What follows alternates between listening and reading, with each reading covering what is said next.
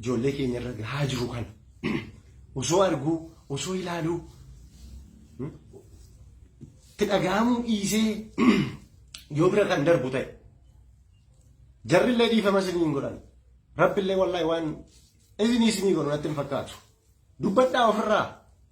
maal sodaatu maal waggaa kuma meeqa lafarra jiran an irra guddaa namni tuffachuutti jiru beektota keenyallee artistoota keenyallee maal yoo dubbattan lafaaf mana dhabnennee yoo dubbachaa turreeti maal rakkoo uummata kanaadhaa yoo dubbanne mootummaa bira dhannee bar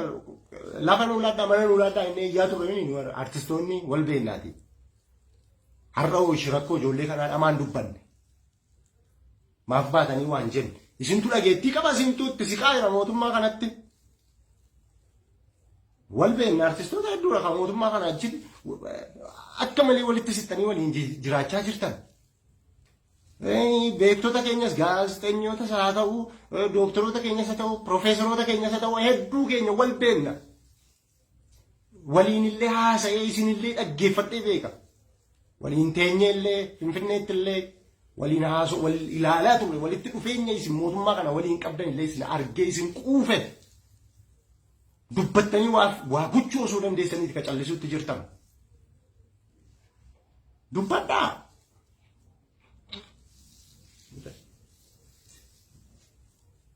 lubbuu keessan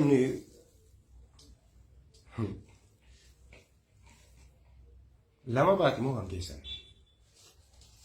wallahi guyyaa rabbi jedhe hinaftan abadan inuma duutu dubbachuufis dubbachuu dhiifteefis mootummaa kana dura dhaabbattes dhaabbachuu baatteef illee du'i keessarraa qabu guyyaa rabbiin jedhe hinaftu immoo ka kana fide immoo ka sadarkaa kanaan nu ga'e gaafa kumaandi poostiin wallaggaaf gujiirra kaana caal jennee teenya nuyi callisnaan walloo fixuu eegalan ka walloo illee callisne artistii keenya nu jaallannu Riyyoolaa ajjeesan osoo nuyi sanaaf illee cal jennee teenyu Amaanu'eeliin osoo namni ilaaluu daa'imni xixiqqaan ilaaltu addabaabaayii gubbaatti rasaasaan rukutanii ajjeesan hin callisne kanaas nu callisnaan viidiyoon waraabaa gujii dhufanii mana namaa guban mana hiyyeessaa hayyee jennee usne haga nuyi callisaa deemnu kana nuttuma dabalaa deeme jechaadha roorroon osoo kanaan teenyu kumaandi poostii yootuu jennu drooniidhaan dhufanii uummata walloo fixuu eegalan dubbachuu dhiisne ammas silaa wallaggaatti sagaleen rasaasaa sagaleen biikemmii taankii fi kilaashiidhaa jechaadha akka muuziqaatti dhaggeeffatamuu eegaleedha muuziqaadhaa jechaadha akka wallaggaatti muuziqaa dhaggeeffachuu hin danda'amu achitti sagalee qawwee dhaggeeffachaa rafuu sagalee qawwee dhaggeeffachaa qabu.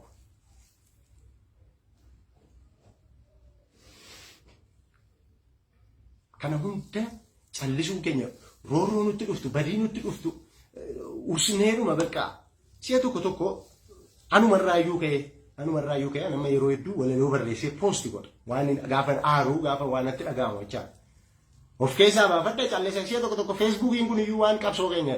nu miidhuu itti rullee na fakkaata si'a tokko maaliif namumti hundumtiyyuu akkuma kiyya kana ol ba'ee masirraa iyyaa bakka of keessaa aarii isaa baafate galee rafa. Kana qabsoo keenya akkasitti miti qaamaan itti argamnee bakka waan gochuu dandeenyu gochuudha. Malee akkasittiin asirratti baanee barreessinee iyyinee kana qofaan furmaanni nu argachuutti jirru hin jiru. Beelaaf dheebuun har'a Gujiitti eegalee Booranatti eegalee har'allee Baaleetti darbe fakkeenyaaf. Maal roobsirree bokkaan roobsine jechaa turaniiti. Kumaandi poostii jala jira moo roobni? Maa nuun roobsinarra? Maa beelaa uummanni keenya?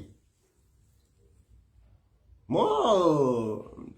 shalee darga keessaa qaba? Warri waan barbaadan jechuutti jirtanis hangama kiyyaan shaneedha bakka.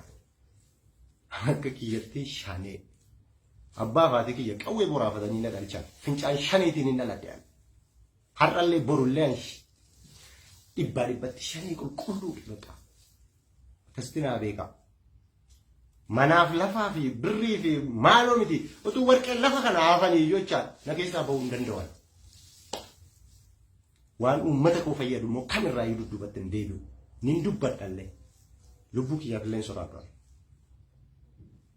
uummata akkas nama jaallatu kanaaf uummata akkas lubbuu isaa dabarsee namaaf kennu kanaaf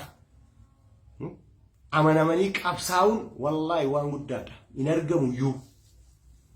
nama carroomeedha namni saba kanaaf of kennee qabsaa'u. Kanaafuu artistoonni keenyaaf beektonni keenyaa warri mootummaa kanatti sixxan wal beeknaa please rabbii jedhaati dubbadhaa jijjiirama fiduu ni dandeessu yoo dubbattan inni isinitti amannaa waliin oolaa jirtu waliin nyaattu waliin dhugaa jirtu.